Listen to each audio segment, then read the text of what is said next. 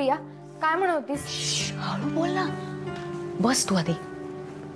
शुभ्रा, तू पण ना त्या दिवशी आपल्याला आईने तंबी दिली आहे ना, आता पुन्हा बघितलं ना आपल्याला बोलताना तर मला फटके मिळतील डायरेक्ट. प्रिया, पण त्या म्हणतात त्यात तथ्य आहे. कम ऑन यार शुभ्रा, तू पण तिचीच बाजू घे. माझ्यावर तुम्ही कोणीही विश्वास नका ठेवू. अगं, सगळ्यांचा तुझ्यावर विश्वास आहे. फक्त तुझं काय म्हणणं आहे ना ते तू आधी सिद्ध कर. मग मीच काय, सगळे तुझ्यावर विश्वास ठेवतील. अगं, सिद्ध करण्यासाठी आधी माझ्या डोक्यात काय आहे हे ऐकून घ्यायला नको का? माझ्या तोंडून कुसुमात्या असं नुसतं नाव जरी आलं ना तरी आई अशी कुठून तरी प्रकट होते. आणि तिला मी सांगणारच आहे ग माझ्या डोक्यात काय येते, पण म्हटलं आधी तुला सांगावं. जरा कुठे शब्द पुढे मागे झाला ना तर लगेच तेवढ्यावर पकडेल मला ती. बरं बोल, काय म्हणतेस? शुभ्रा, हे पुस्तक वाचायला लागल्यापासून ना अनेक गोष्टींकडे बघण्याचा माझा पॉइंट ऑफ व्ह्यू बदललाय आणि ना खूप नवीन पर्याय समोर आलेत. म्हणजे कुसुमात्याचं वागणं, ममांना आलेली फोनवरनं धमकी किंवा ममांनी स्वतः केलेला आत्महत्येचा प्रयत्न, ही सगळी कोडी कदाचित लवकर उलगडतील असं मला वाटायला लागले. अगं, असं काय आहे या पुस्तकात? जगात इम्पॉसिबल वाटणाऱ्या अद्भुत शक्तींचं भांडार आहे हे पुस्तक. शुभ्रा, मला काय वाटते ते मी तुला आधी सांगते.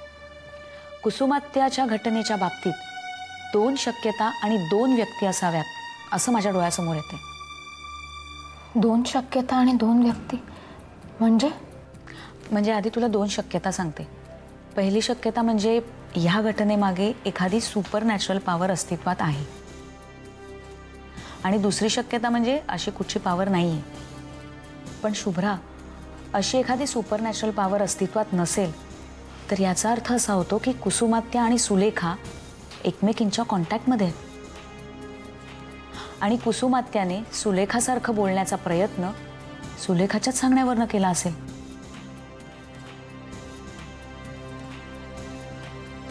आणि जर पहिली शक्यता खरी ठरली तर?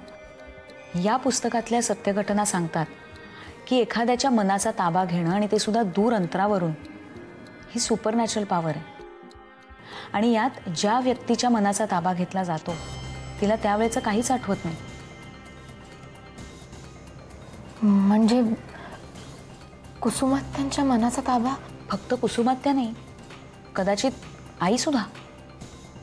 आई म्हणजे कदाचित म्हणते मी, कारण आईच्या मनाचा ताबा जरी घेतला गेला असेल तरी तिला ते कळणारच नाही. आणि त्या दिवशी घरात ती सुद्धा होती.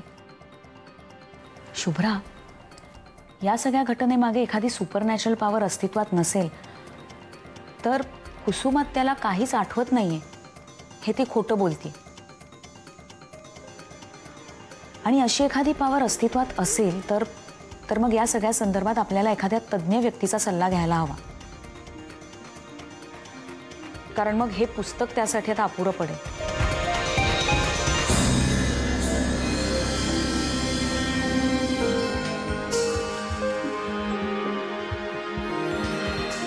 शुभ्रा,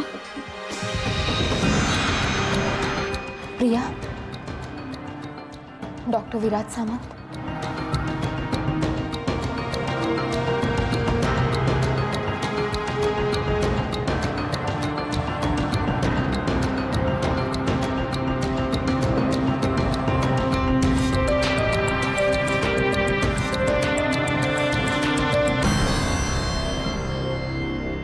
स्वप्नील सुटलाय. काय सांगतोस? कुठे तो? कुठल्याही क्षणी तो इथे. मी त्याला इथला पत्ता दिलाय. परमेश्वर त्याचा पाठलाग करत नाहीये याची खात्री करून तो इथे. किती वेळ झाला त्याला सुटून?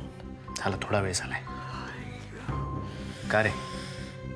त्या परमेश्वरला चकवणं सोपं नाही. आधी स्वप्नील सुखरूप इथपर्यंत पोहोचू दे एकदाचा, मग त्या परमेश्वरचं काय करायचं ते बघू.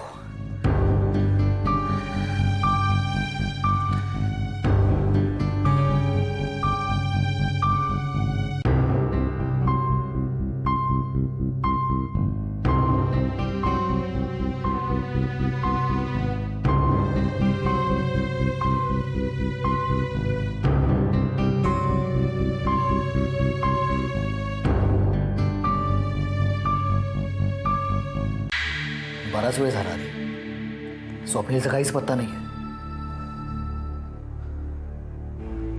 येईल बाई, स्वप्नील नक्की येईल.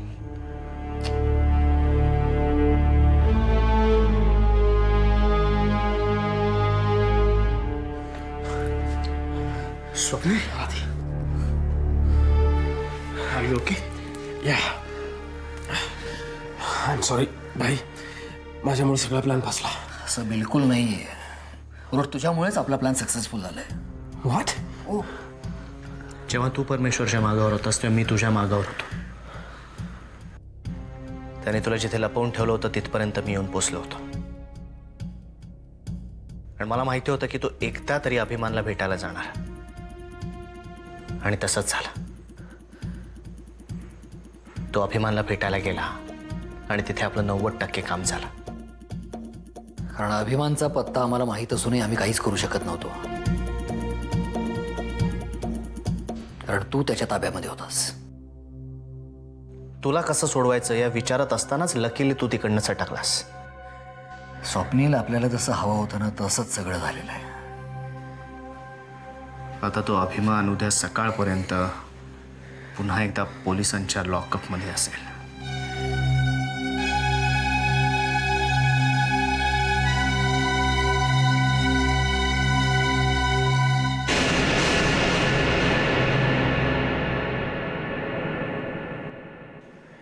भिंतींनाही कान असतात हे कधी कधी खूप फायद्यात पडतं ना.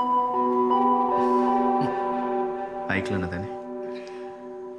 सगळं ऐकलंय. Let's move. आता हा परमेश्वरच आपल्याला अभिमानचा पत्ता दाखवेल.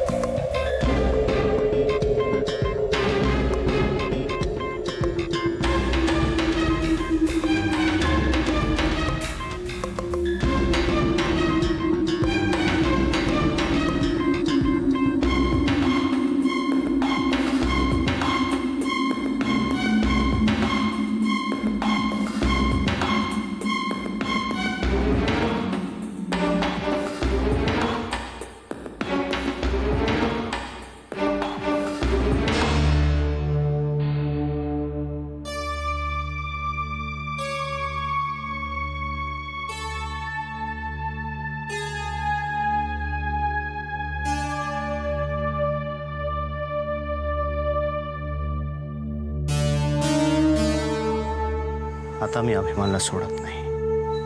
आधी थांब, पहिले चेक कर की भाई पोलीस स्टेशन पर्यंत पोहोचलेत की नाही. आपल्याला त्यांना इथला पत्ता द्यायला पाहिजे.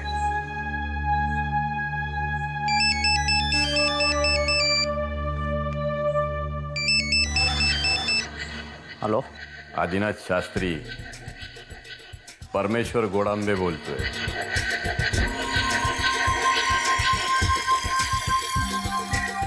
अरे असे काळोखात किती वेळ उभे राहणार आहात?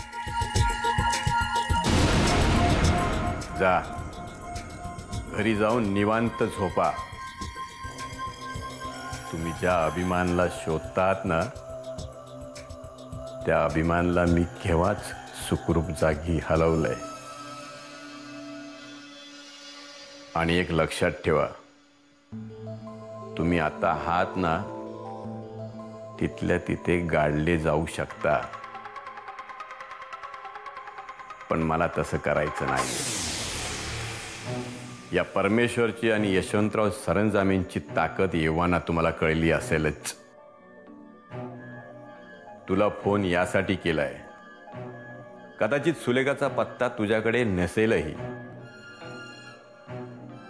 पण अभिमान तुझ्या हाती लागू देणार नाही मी.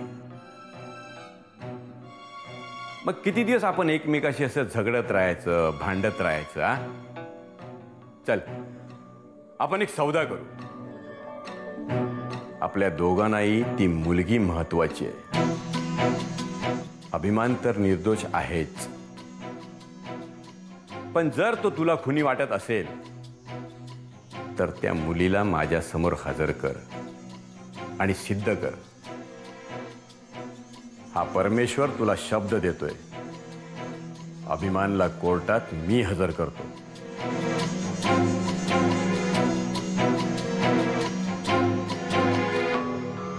आधी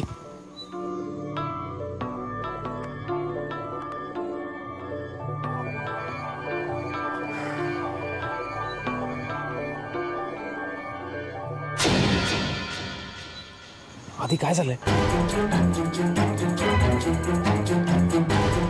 आलो भाई.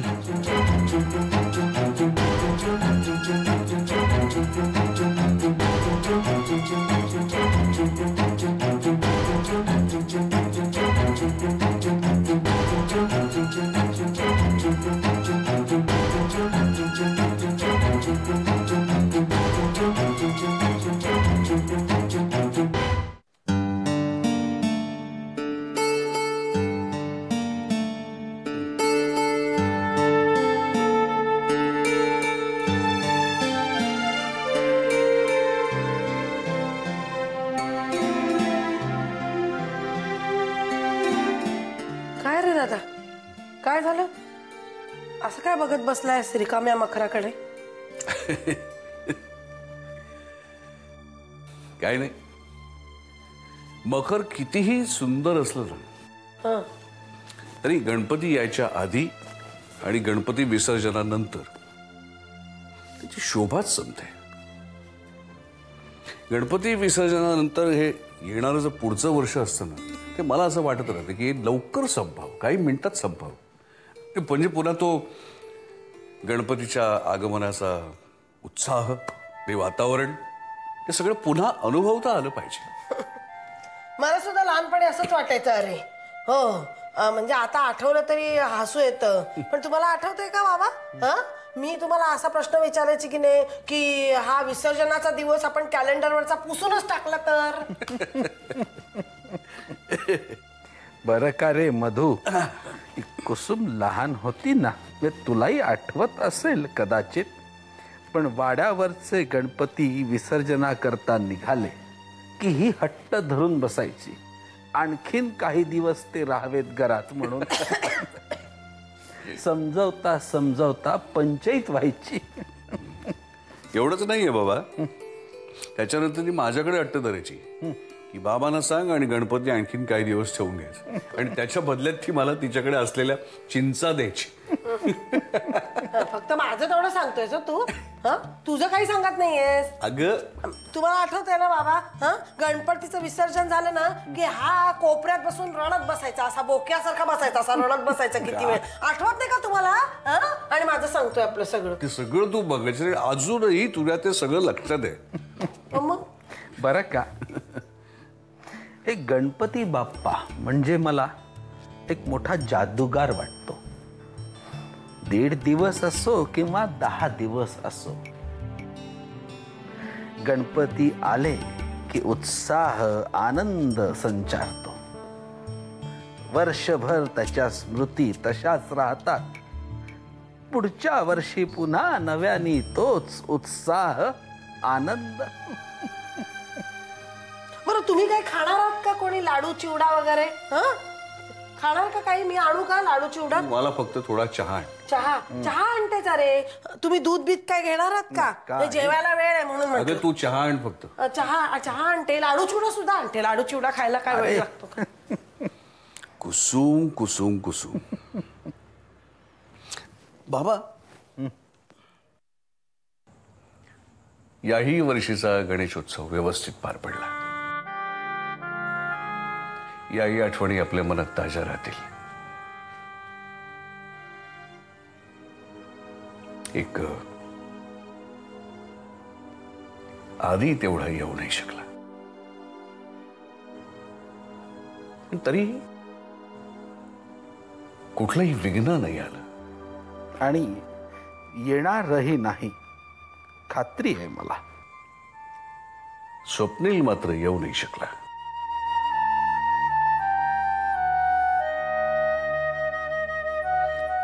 त्याला फोनही करायला जमलं नाही. इनफॅक्ट माझं आणि आधीचं काल फोनवरती बोलणं झालं, पण स्वप्नीलचा विषय मात्र काही निघाला नाही. म्हणजे अनवधानाने राहून गेला का त्यांनी मुद्दाम टाळला.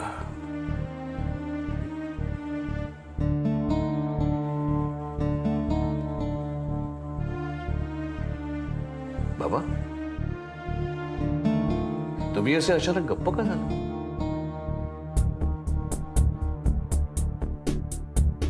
मधू, या गणेशोत्सवाच्या काळात आनंदावर विरजण नको म्हणून एक गोष्ट मी सांगितली नाही, पण आता ती सांगितल्याशिवाय राहवत देखील नाहीये. मधू, स्वप्नीलचं अपहरण झालंय. बाबा चंदूनी मला सांगितलं.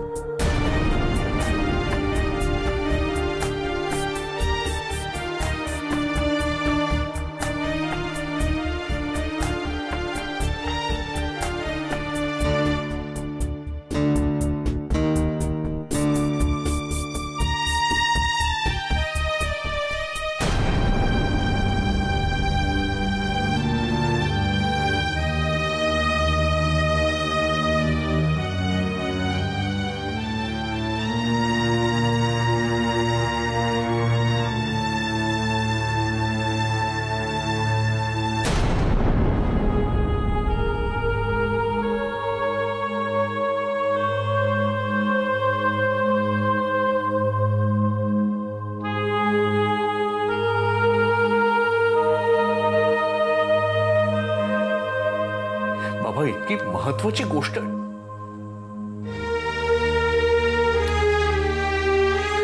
स्वप्नीलला काही झालं तर? मधू,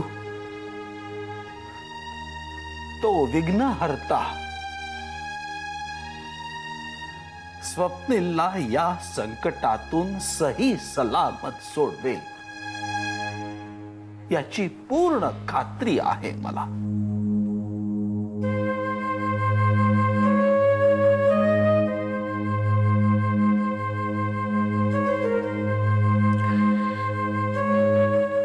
ठीक आहे,